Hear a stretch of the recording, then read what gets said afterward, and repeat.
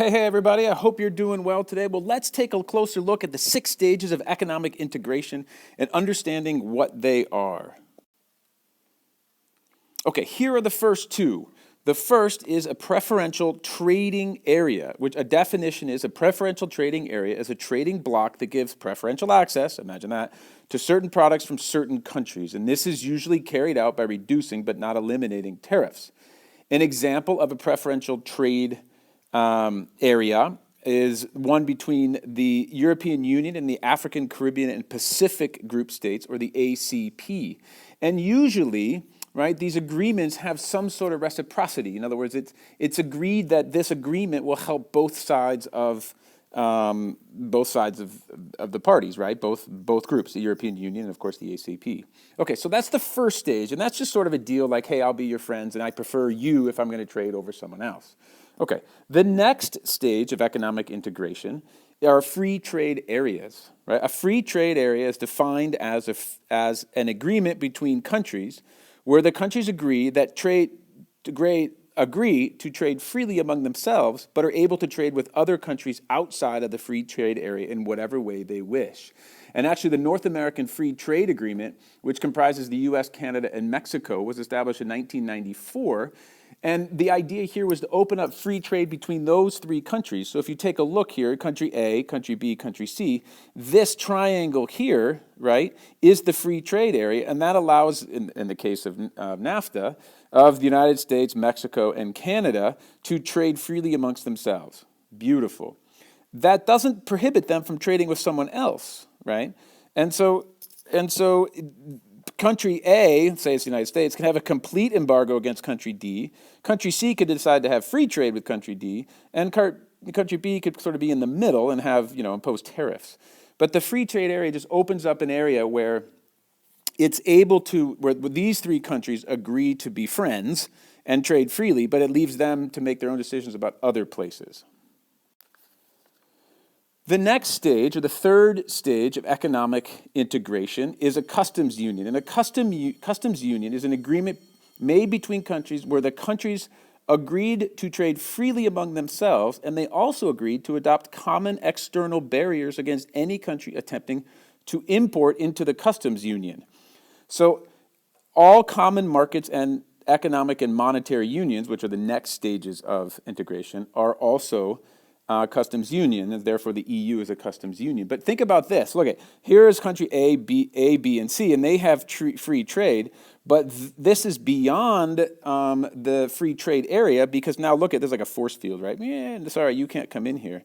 So now they have to make a joint agreement with country D. And so they have these common external barriers that would prohibit any of the members from trading with country D, or country D trading with any of them independently, right? And so they have to have a joint agreement. So you can see how this is a progression of integration beyond the free trade area to a customs union. Look at the circle is closing up. The next stage of economic integration are common markets. And a common market is a customs union, so have that picture in your head, with common policies on product regulation, on free movement of goods and services, capital, and labor. And the European Union is a common market. And this is a good example here. If you follow international football at all, once the European Union was created as a common market, international players, labor, were able to travel freely within the common market and gain employment.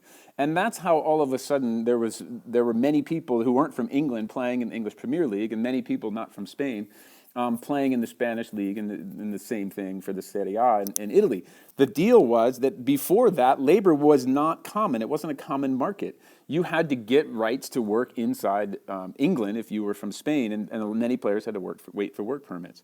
But a common market allows goods, services, and capital to move freely, and that's why you have so many international players playing in various clubs, because the European Union is it is a common market. It would be no different if the United States, like, some professional basketball player who lives in California can go work in New York and play for the New York Knicks, right? That's because the United States is also a common market. It's also a country, which makes it a lot easier. Okay, so there's that. Economic and monetary unions is the fifth stage of economic integration, and that is an economic and monetary union which is a common market with a common currency and a common central bank. Wow. So now the common market, look, they keep integrating. They keep getting closer. A common economic and monetary union, an example is the Eurozone, which includes the member countries of the European Union that have adopted the euro as their currency and have the European Central Bank as their central bank. Now, there are many advantages of this, right? Obviously, exchange rate fluctuations that existed between countries will disappear with a common currency, and this should eliminate exchange rate uncertainty. A currency which has enhanced credibility is being used in the large currency zone, and it makes it more stable. The euro is an internationally sought after currency. Business confidence within the economic and monetary union tends to improve as there's less perceived risk involved in trading with other countries, and this could promote internal growth and trade. Transaction costs, imagine transaction costs between firms who are in different countries obviously is eliminated because they're part of one monetary union. I always think about all the money that the exchange, that when you go to the airport and you drop out, you fly out of, you show up in Paris and you have, I don't know, Deutschmarks, and you want to think of all those commissions that the currency desks lost. A common currency also makes price differences more obvious between countries.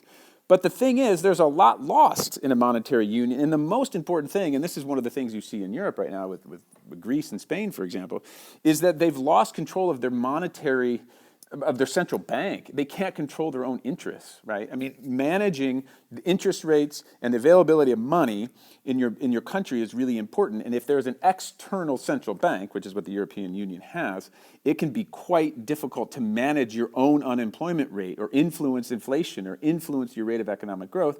And then you're depending on, say, Germans, right, to help you out in Spain, but the Germans might not want to help out Spain or might not want to help out Greece. And all of a sudden you have quite the political battle, which we've all seen happen in Europe over the years. And that's all because they're the economic and monetary union that's established in Europe, which is called the Eurozone. All right. And then, lastly, there is complete economic integration, right? And complete economic integration is the final stage of economic integration, at which point the individual countries involved would have no control over economic policy, full monetary union, and complete harmonization of fiscal policy. And this is what the Eurozone is moving towards.